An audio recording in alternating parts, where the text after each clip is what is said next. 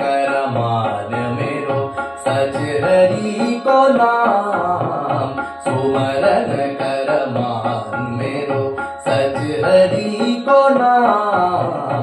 हरि बिना अब कौन तोरे करे बब पार, सुमरन कर मान मेरो सारे मम रे रे म प म प नि प रे रे सा, सुमरन कर मान मेरो नि रे रे सारे सारे मम रे म प रे रे प नि रे रे मम रे सा, सारे मम रे सा, सारे मम रे सा। सुमरन कर मान मेरो सच हरि को नाम, हरि बिना अब कौन तोरे करे बब पार, सुमरन कर मान मेरो, सुमरन कर मान मेरो। নমস্কার, আমরা ভয়েস ট্রেনিং নিয়ে আলোচনা করছিলাম। এর আগের পর্বে আমরা ভয়েস ট্রেনিং এর কার্যকারিতা এবং তার খুঁটিনাটি নিয়ে কিছু কথা বলেছিলাম।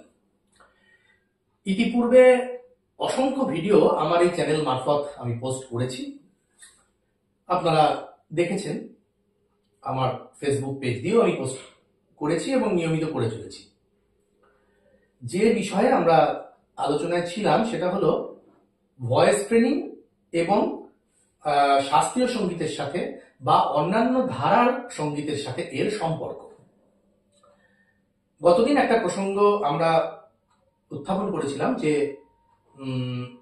ভয়েস ট্রেনিং বিষয়টা কি আগে ছিল না, বা শাস্ত্রীয় সঙ্গীতে থাকলে তার কি অবস্থায় বা কি ফর্মে ছিল, সে বিষয়ে খুব বিস্তারিত আলোচনা করিনি।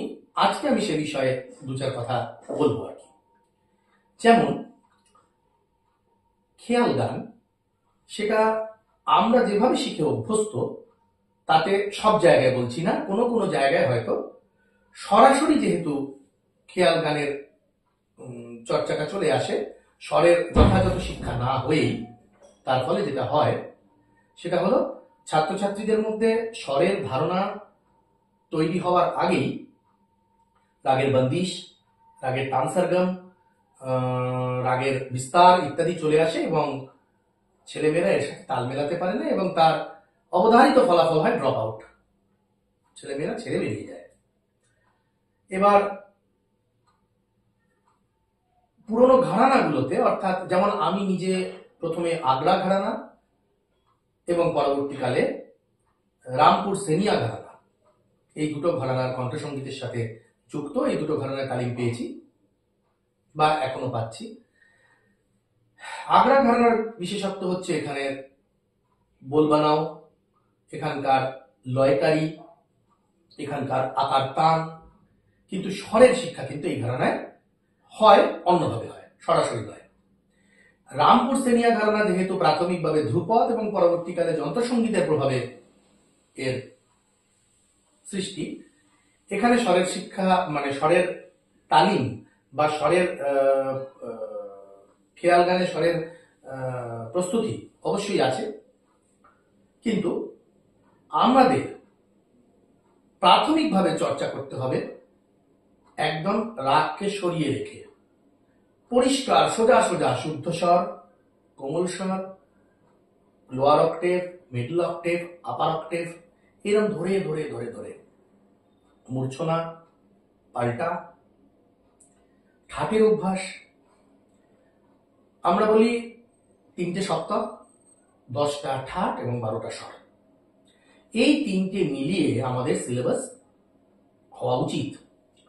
আর রাগ কিভাবে আসে, অন্তত আমি কিভাবে করাই, সরাসরি বন্দিশ বা খেয়াল গান গাইবার বা শেখবার আগে আমার মনে হয় ছোট ছোট স্বর মালিকা করার প্রয়োজন আছে, যাকে অনেকে সরগম গীতও বলে থাকেন। স্বর মালিকা অর্থাৎ একটা রাগকে স্বর দিয়ে, সে তালে নিবদ্ধ থাকবে কিন্তু স্বর দিয়ে তাকে অ্যাপ্রোচ করতে হবে। যেমন একটা উদাহরণ দিই, হয়তো এগুলো সবই আমার চ্যানেল মারফত আপনারা দেখেছেন, কিন্তু তারপরেও আমি একটা উদাহরণ দিই। রাগ ভূপালীর একটা স্বর মালিকা বলছি, ফাঁক থেকে রা রে রে রা, সারে সারে पा गा रे सा सा रे गा रे गा पा गा रे सा धा पा सा रा सा रे गा रे सा पा रा रा सा धा पा गा रे गा प रे सा ইত্যাদি ইত্যাদি। এবার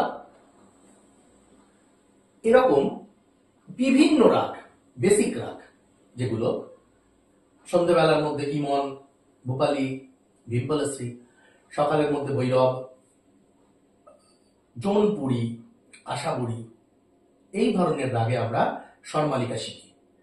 এছাড়া প্রকার, যেটা আমি অ্যাডপ্ট করেছি ভাতখান্ডেজির, পণ্ডিত বিষ্ণু নারায়ণ ভাতখান্ডের যে ভলিউম, সেখান থেকে এক একটা ঠাটের এক একটা প্রকার, বিলাবলের প্রকার, কল্যাণের প্রকার, খাম্বাজের প্রকার। অর্থাৎ রাগকে আমরা জানবো, কিন্তু প্রাথমিকভাবে স্বর দিয়েই জানবো। এরপর রাগের শ্রুতির অভ্যাস, তার গায়কির অভ্যাস, এগুলো হয়তো রাগ ধরেই আসবে। একটা রাগকে শেখাতে গিয়ে এগুলো তার আলাপ পর্যায়ের মধ্যে আসবে। আমাদের আগড়া ঘরানাতে এভাবেই সাধারণত আমরা করে থাকি। তা স্বরমালিকা, পাল্টা, প্রকার, বন্দিশ, এই সবটা নিয়ে এর পরবর্তীকালে ছোট ছোট তারানা, তারপর তানসার গান, এই সমস্তটা নিয়ে আমাদের ভয়েস ট্রেনিং প্যাকেজ বা ভয়েস ট্রেনিং সিলেবাস আমরা তৈরি করেছি। আমরা পর্যায়ক্রমে আরো আলোচনা করব, আমরা আরো আলোচনার গভীরে যাব। আজকের পর্ব এখানে শেষ করছি। আর বলি যে এখনো যারা আমার চ্যানেল সাবস্ক্রাইব করেননি, অবশ্যই চ্যানেল সাবস্ক্রাইব করুন এবং অবশ্যই বেল আইকন প্রেস করুন, যাতে আমার প্রত্যেকটা এপিসোডের নোটিফিকেশন আপনাদের কাছে পৌঁছে যায়। ভালো থাকুন। পরবর্তী পর্বে আবার দেখা হচ্ছে। প্রতিদিন রেয়াজ করুন। ধন্যবাদ।